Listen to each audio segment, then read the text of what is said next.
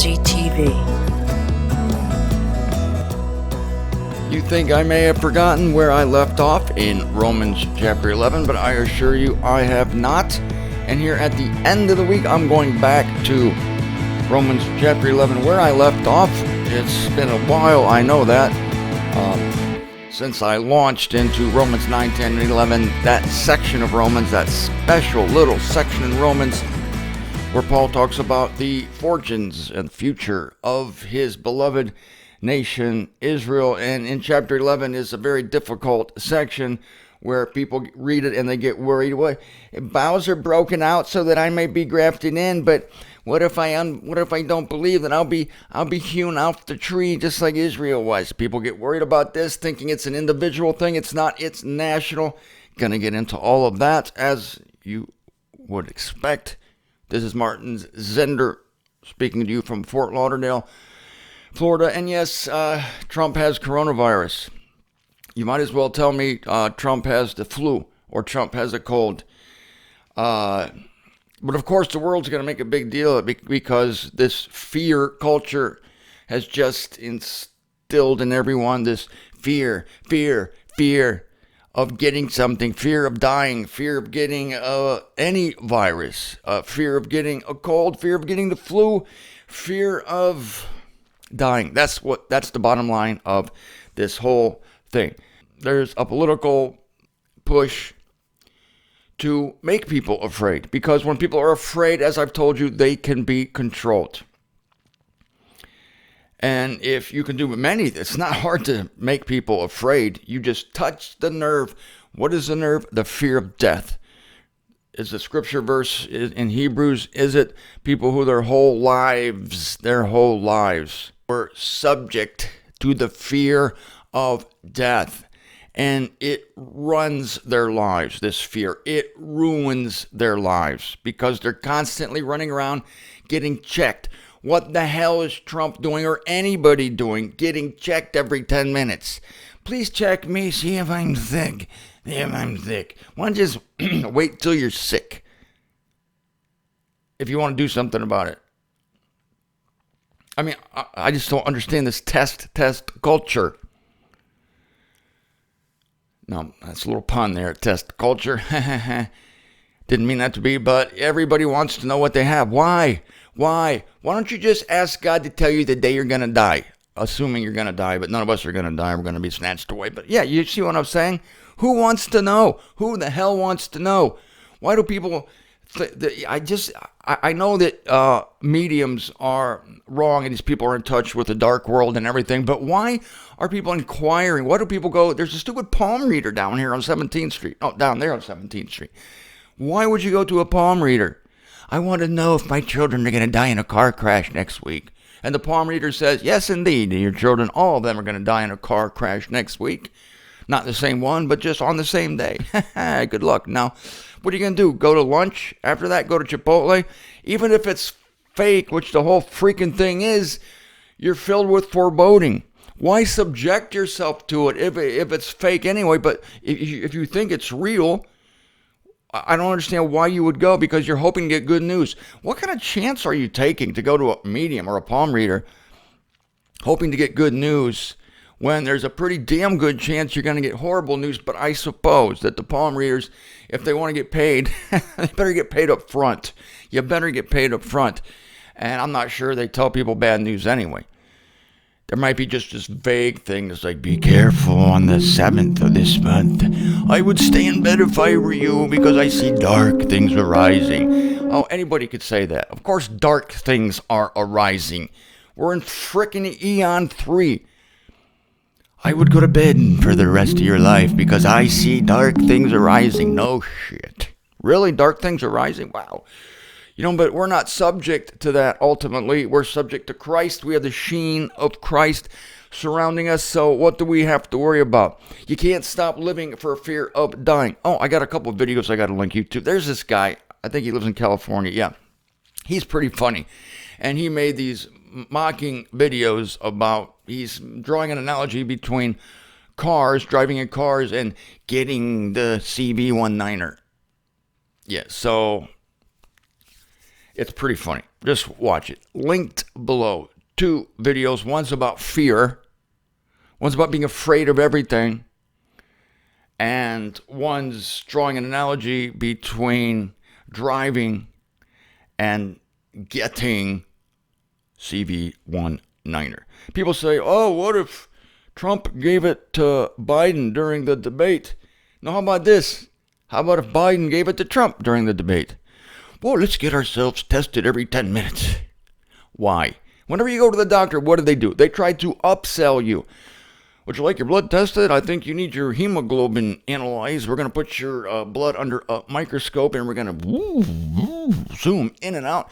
We're going to tell you exactly what's happening with you. How about you leave my blood in my body where it belongs, and as I live my life, I'll find out what's happening to me. You sure you don't want your cholesterol tested? Yes, I'm freaking positive I don't want my cholesterol tested. Another little pun. I'm positive I don't want it tested. Yeah. You sure you don't want we can check for cancer in every orifice of your body? No, that's okay. If I have cancer, I don't really want to know. I've told you that before. I was so happy one day. I remember 2 years ago, I made a video from my car and I was glowing. Unlike me, most of the time, I mean, I'm pretty steady, but I'm not glowing. But I was glowing this particular day because I realized that I was never going to find out that I had cancer. And when I announced that on the show, I said, I'm never going to find out I have cancer. Well, how do you know you're never going to get cancer? Well, I didn't say I was never going to get cancer. I said, I'm never going to find out I have cancer. Why? Because I'm not going to get tested. Why would you go to the doctor's office, line up, go through all that rigmarole, go through all that waiting and all the probes and all the metal and the liquids and the fluids and the needles and test to find out that you don't have cancer, or to find out that you do. And if you do have cancer, now that you're in the system, the proposition will be made to you to be cured by the system. Hey, you live by the system, you die by the system. Now they're going to flood your body with all their poisons, all their little fancy cures. We'll burn it out of you. We'll fix you. We'll burn it out of you. We call it chemotherapy. It's a nice word for we're going to burn it out of you, and chances are we're going to burn everything else too, and you'll die quicker from the chemotherapy than you do from the actual cancer or from the worry induced by the diagnosis, which it is quite possible is wrong. The diagnosis could be wrong. Many times it is. That's why we have the famous second opinion. But wait a minute. What if the second opinion says the same thing, but that's wrong too? And you go to the second opinion, but what if the second opinion was the first opinion? They send you for a second opinion, and the second opinion is the first one you went to in the first example, and it's a crossfire disaster. It's a CFCF, a crossfire cluster freak out. So there you have it. Why? Please tell me if I'm sick. Test me. How about no? Now we're back in Romans 11, and I told you that I was unhappy with the way a certain word was translated in the Concordant version. This is a very delicate thing. Remember, I'm in Romans 11. Paul is defending the fact that no, Israel's not cast away. Israel's not thrust away. She's cast away, but still on the line, still on the hook, going to be reeled back in. Because people would think that generally, because now in Paul's day, the nations have this giant, new, wonderful message of the grace of God. And God is doing wonderful things among them. And Israel's found, like, with her pants down in the background, like, what happened? Well, it looks like Spirit of God skipped over you and went to a bunch of Greeks. And you don't like that. In Paul's day, jealousy could have been in play. Because Paul's saying that Israel was going to be made jealous. He says in the end of verse 11, in their offense. What's their offense? Well, in crucifying the Messiah. And their offense is salvation to the nations to provoke them to jealousy. But in order to be provoked to jealousy, the Israelite-types would first have to acknowledge that something wonderful has come to the nations. And they would have to look at themselves and think, oh man, we really blew it. Oh, why did we blow it? But to Israel types today don't think that, do they? No, they're arrogant, they're proud in their hardness. They're still waiting for their Messiah. They're pious, they're religious. These people aren't about to be made jealous by the fact that a large gaggle of people known as Christianity do recognize Jesus as the Messiah. Does that provoke them to jealousy today? No. They look down their nose at the dogs, just like those Israelites pre-Paul did.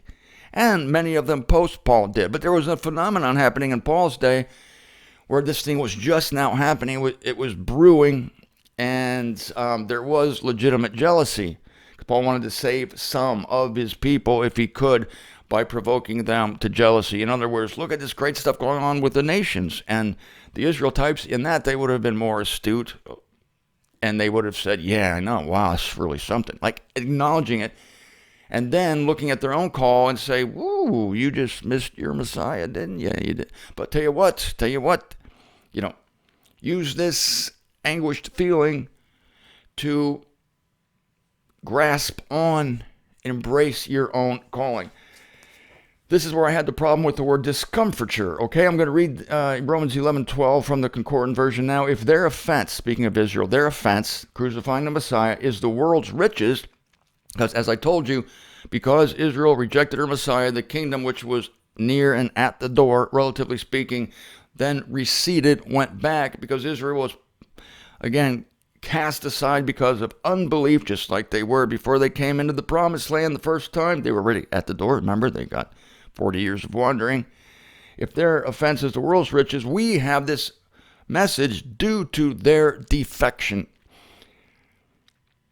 If their offense is the world's riches and their discomfiture, that's the word I was wrestling with, and their discomfiture, the nation's riches, how much rather that which fills them. See, this is what the people called preterists don't realize, is that Israel is eventually going to be filled. Preterists think that God's done with Israel, and that all those annoying little Old Testament promises that he's going to bring Israel into the 1,000-year kingdom. It looks like these promises will be fulfilled spiritually in a different people who aren't Israelites. Yeah, they call this replacement theology, and it's a terrible mistake. Paul says here, how much of that which fills them. Let me go on in verse 13, then I'll come back to this word discomfiture, which is hetima in the Greek, or hedema if you like. I don't guarantee my Greek pronunciations. Never have, never will. Now to you, I am saying to the nations, and you have to remember when we get down to this other part about the boughs being, about branches being cut off, it's very scary for people who don't know that this section is about nations, not individuals. Okay, we're going to get to that on Monday.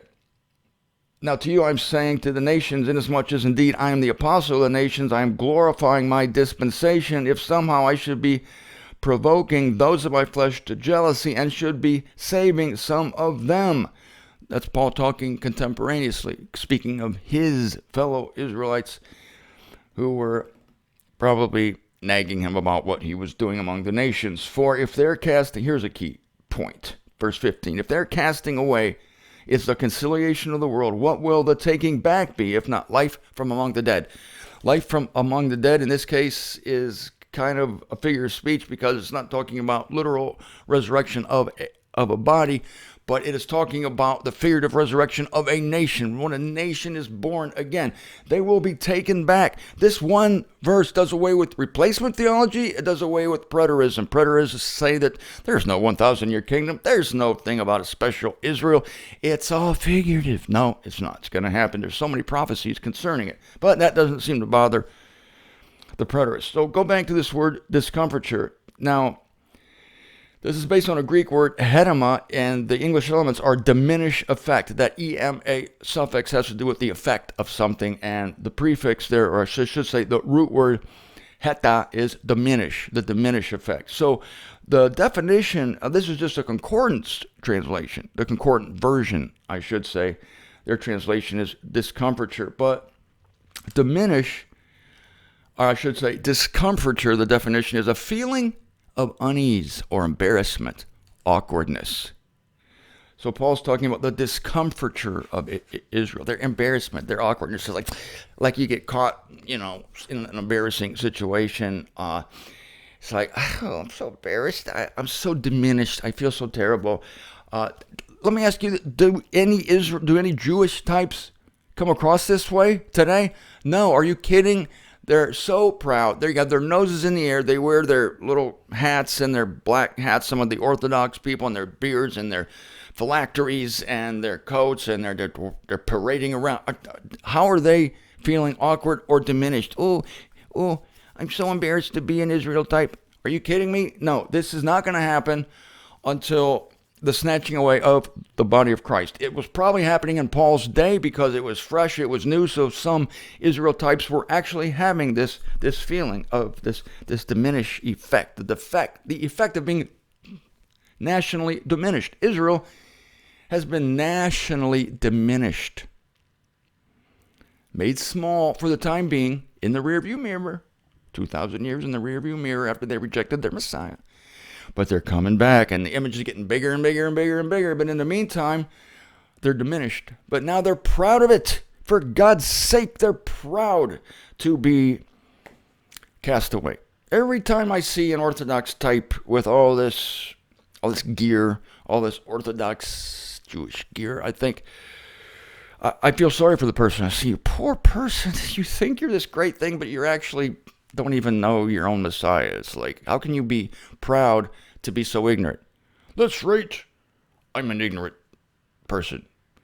Same thing I feel when people are with their masks. They're wearing their little CB1-9er masks in their cars by themselves, or the 20-year-old's riding his bicycle down the road with nobody within 80 feet of him, and he's wearing his mask, and he's so proud. It's an arrogance thing. It's like, look at me. I care more about this disease. I'm obeying this fake national crisis. Look at me.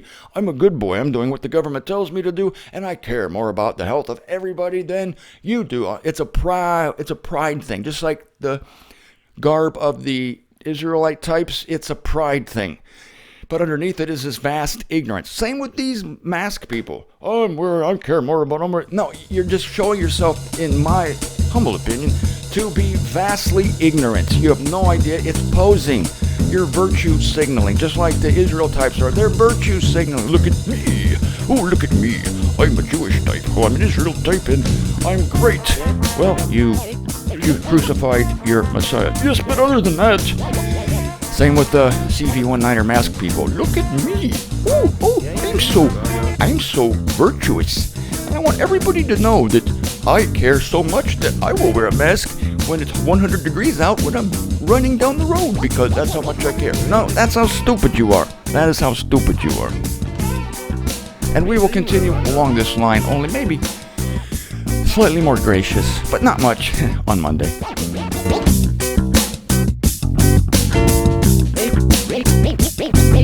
Right now.